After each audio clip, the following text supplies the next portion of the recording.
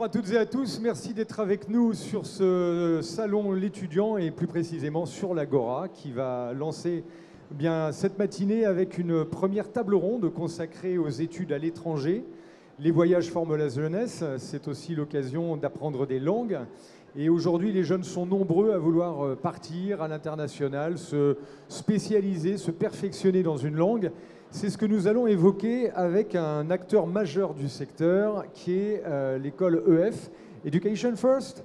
Avec nous sur le plateau, Adeline Prévost, responsable communication et qualité. Bonjour Adeline. Bonjour. Et Amaury Pellegrin, directeur marketing. Bonjour Amaury. Bonjour. Alors on va évoquer avec vous, tout d'abord, on va mieux connaître déjà cette école Education First, EF, qui est un groupe suédois. Peut-être vous pouvez nous donner quelques clés et quelques chiffres, Adeline, sur ce groupe. Alors EF a été créé en 1965. On est présent avec 50 campus internationaux de langue à travers le monde. On va proposer 10 langues et on a 500 points de vente à travers le monde, ce qui nous permet d'assurer un mix international au sein de nos campus. Excellent. Alors on va le voir, ce sont des campus, des écoles que vous avez en propre. Hein, c'est important parce que ce n'est pas le cas dans tous les groupes. Et vous avez une répartition mondiale qui est très, très complète, on va dire. Vous avez dans tous les pays.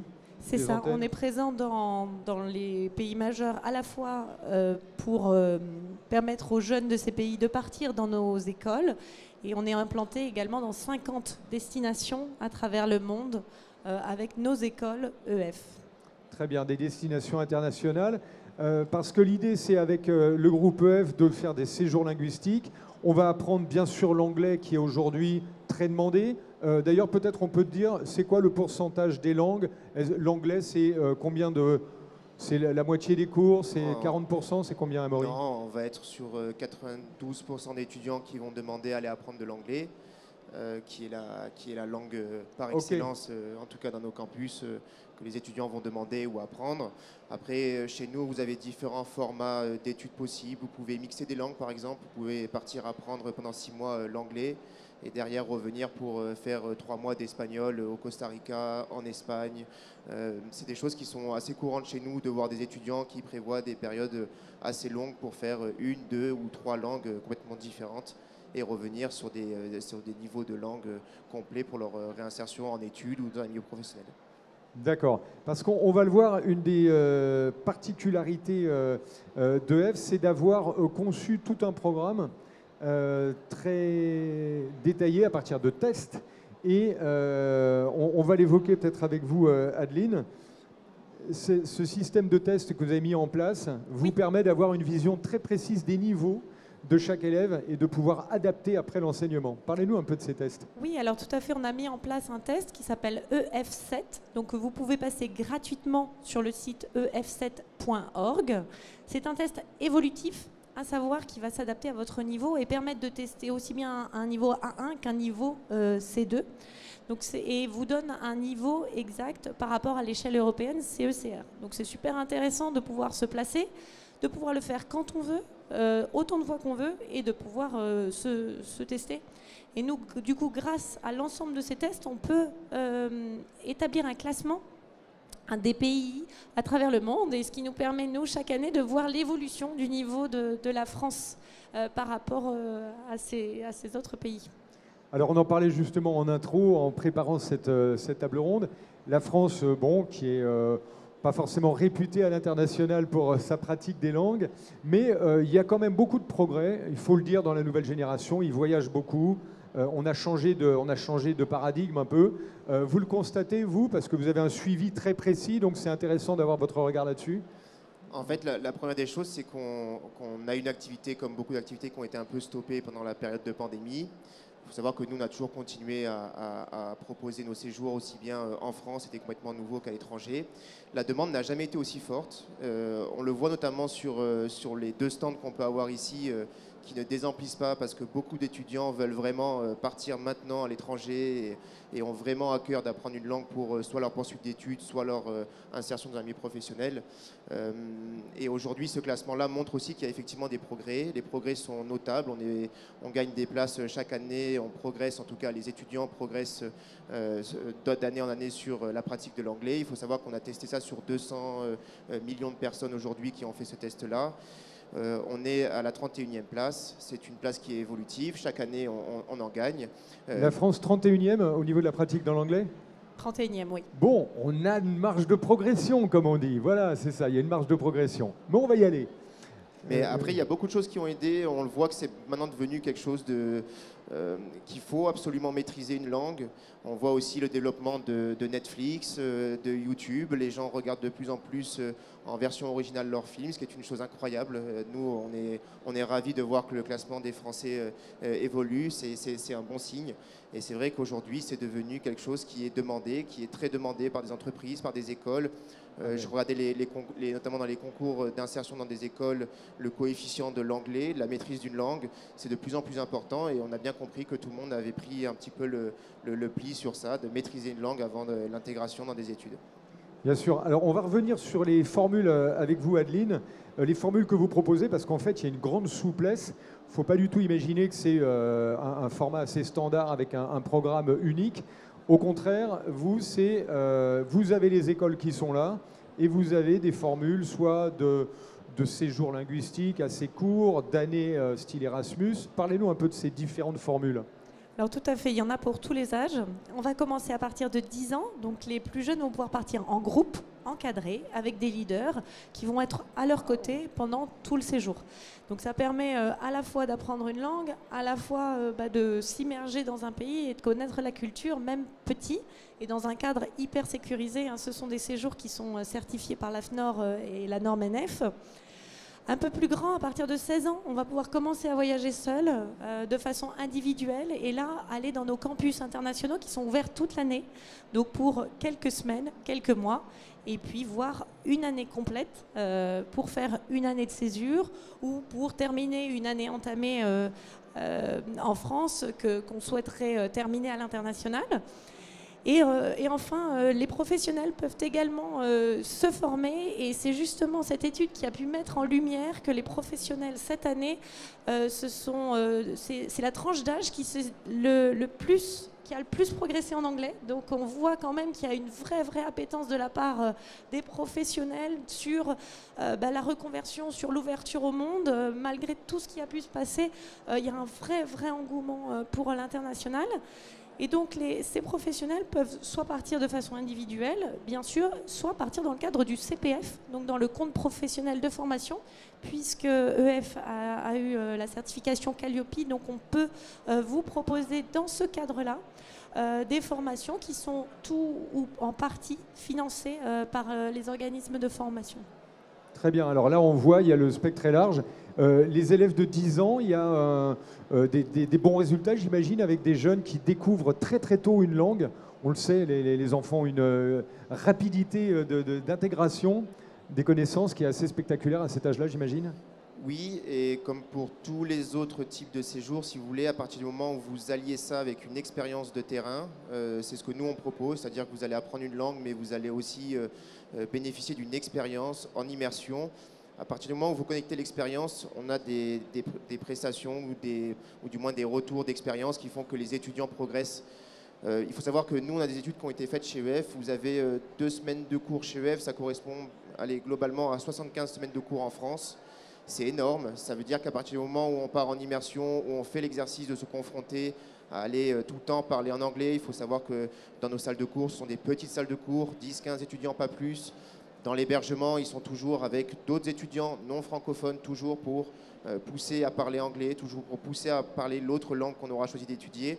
L'idée, c'est que l'immersion est poussée à son maximum et forcément, les résultats sont exponentiels par rapport aux étudiants qui arrivent chez EF. Et par rapport à d'autres séjours linguistiques où les jeunes se retrouvent un peu avec la même langue sur un campus, vous, c'est vraiment des jeunes qui arrivent du monde entier, et ce qui fait que même entre eux, j'imagine que la langue, c'est l'anglais, quoi. Oui, là vous avez le campus de San Diego. Alors, on va le voir, le campus de San Diego. Le campus San Diego, c'est un campus qui accueille 900 étudiants. Vous avez plus de 50 nationalités qui sont immergées dans ce campus-là. Vous le voyez, on a des installations qui sont... bon, déjà, vous avez le bâtiment en lui-même, donc vous avez les cours et l'hébergement qui sont sur la même plateforme. Donc, il n'y a pas de transport à prévoir, par exemple, sur le campus San Diego. Installation sportive, vous le voyez en bas, vous avez le terrain de foot, vous avez une piscine, des terrains de volley. Ce que je veux dire par là, c'est que dans l'expérience, vous l'avez exactement ici en image, où effectivement, vous pouvez décomposer votre journée entre les cours et les activités XY que vous allez pouvoir choisir pendant votre séjour. Et c'est ce qui fait que vous allez toujours vouloir parler la langue que vous aurez choisi d'étudier. Là, vous avez 50 nationalités. Toutes les 6 semaines, on vous garantit une progression dans la langue. Donc là, c'est l'anglais en l'occurrence à San Diego. Toutes les 6 semaines, vous passez un niveau, et toutes les 6 semaines, vous évoluez, vous changez de classe, de professeur, d'environnement, et ainsi de suite, et ainsi de suite, et ainsi de suite. Alors, une précision qu'on peut apporter, là déjà on le voit, les conditions d'études sont assez remarquables, un peu à l'américaine, avec beaucoup de sport, de vie collective. On peut revenir sur les cursus. Vous disiez tout à l'heure, Adeline, en préparant, qu'effectivement vous avez mis en place une méthodologie, on va dire, qu'on retrouve sur tous les campus, qui fait que la personne qui va peut-être faire 2 destinations va retrouver à chaque fois des habitudes pédagogiques, un cursus qui va lui permettre d'être très polyvalent, quoi. C'est ça, effectivement. On a notre propre méthodologie d'enseignement qui est développée chaque année auprès de nos chercheurs à Harvard, à Cambridge, et on a un pôle de recherche et développement en Asie également. Donc l'idée, c'est vraiment qu'on puisse avoir une méthode unique qui permette à toutes nos nationalités, à tous les jeunes qui viennent du monde entier, de progresser de la même façon, avec le même rythme. Parce qu'effectivement, quand on va se retrouver dans une classe avec une personne qui vient du Japon, un Suédois, un Coréen et puis un Sud-Américain, tout le monde va arriver avec son bagage, avec sa façon de penser, sa façon d'apprendre.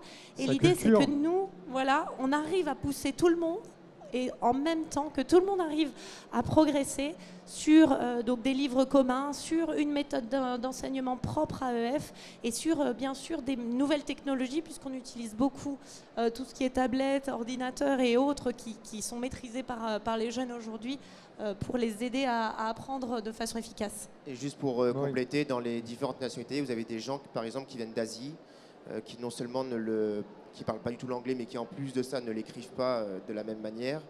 Ce que je veux dire par là, c'est que vous avez 18 niveaux possibles. Donc quand vous arrivez dans nos écoles, vous êtes testé le premier jour à l'écrit et par un professeur à l'oral pour être affecté dans un bon groupe de niveaux. Ce qui veut dire que vous n'êtes pas non plus gêné à parler ou à communiquer parce que le copain parle un peu mieux, alors je ne parle pas parce que ça me dérange, ou le groupe est un petit peu lent. Toutes les 6 semaines, vous êtes retesté automatiquement. Et toute cette méthode-là fait que vous êtes dans un circuit sur lequel on va vous pousser. C'est une méthode qui est très à l'américaine, où vous parlez énormément, où on va faire beaucoup participer. C'est des petites classes, c'est des petits groupes.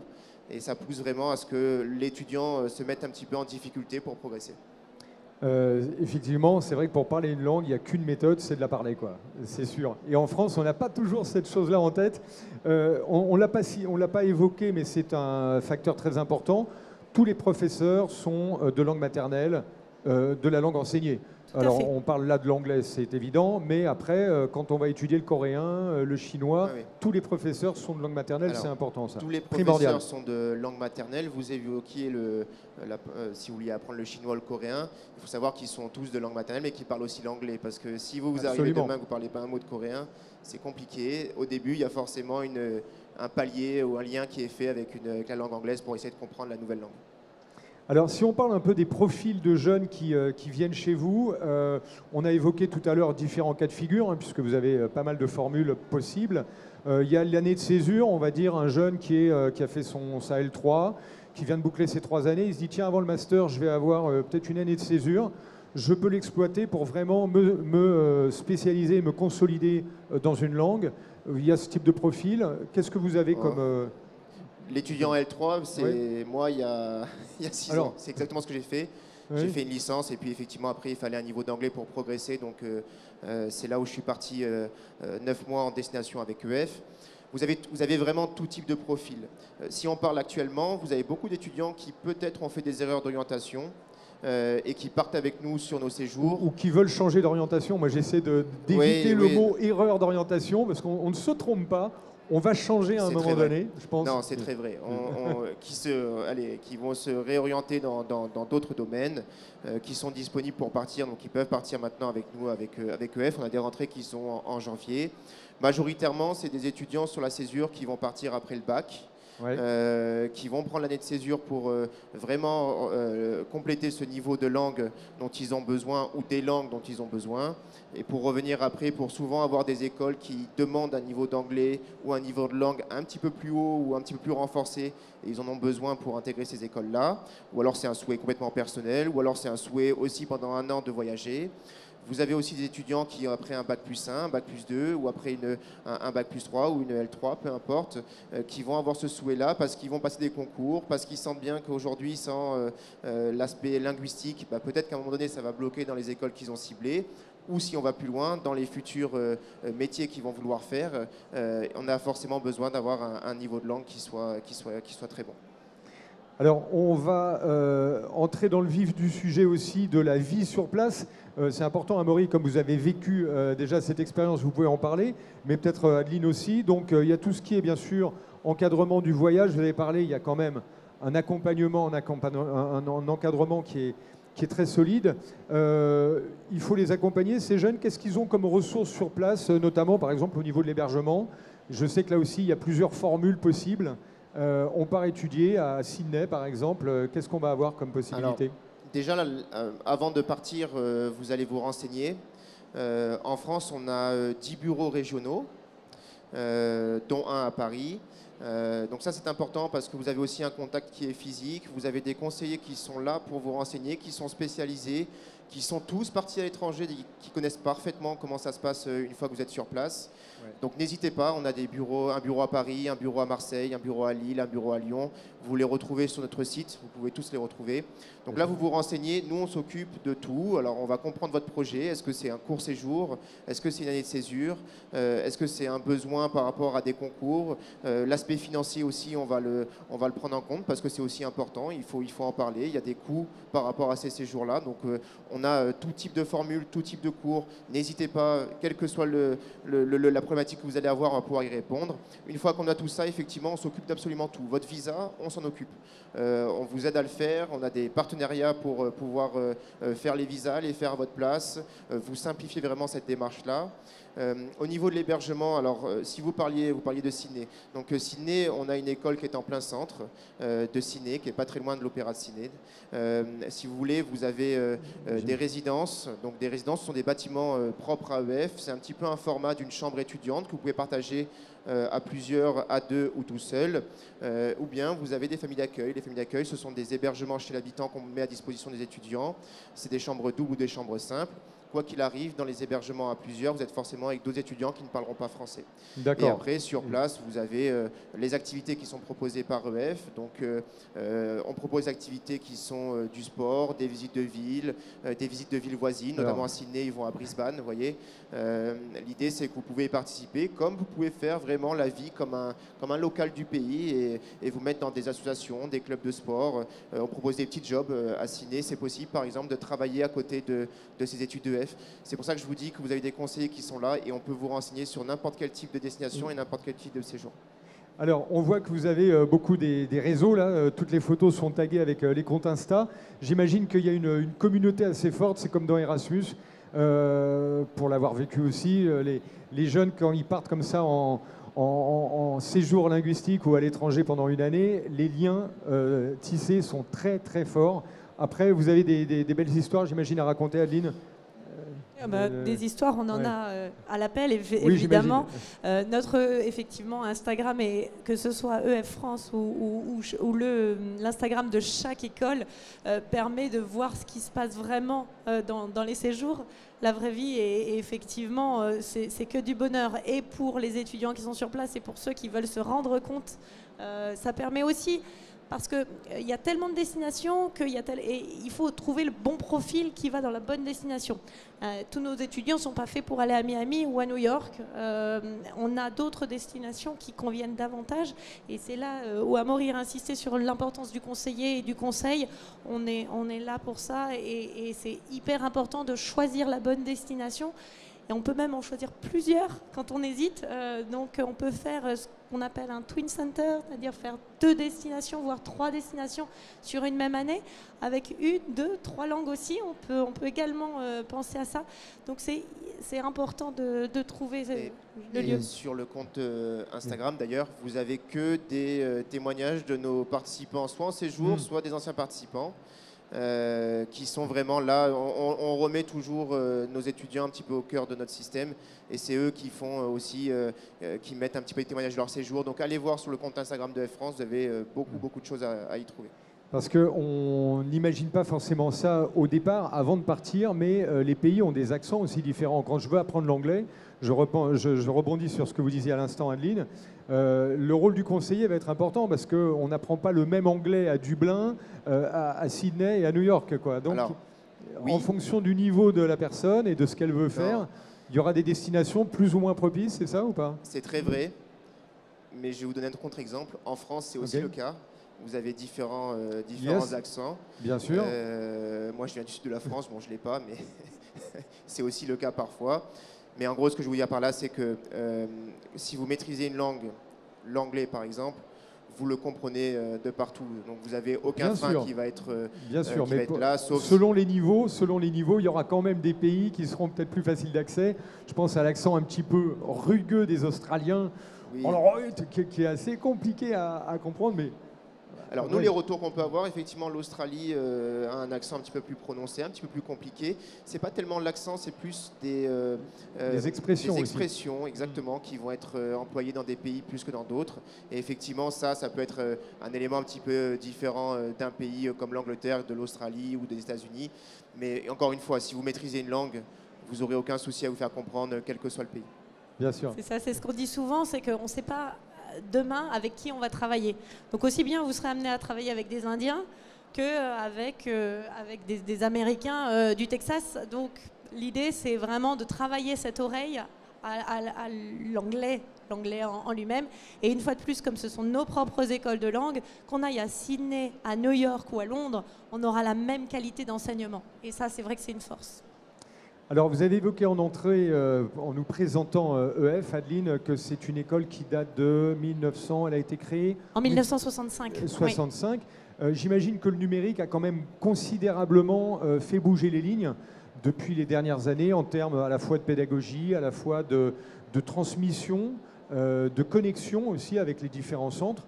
Ça a énormément changé, j'imagine, à la fois les méthodes, ça a fait progresser les méthodes pédagogiques. Vous l'avez intégré comme un outil à part entière, le numérique, j'imagine, aujourd'hui, avec des cours en visio, peut-être avec tout ce type d'enseignement qu'on a aujourd'hui.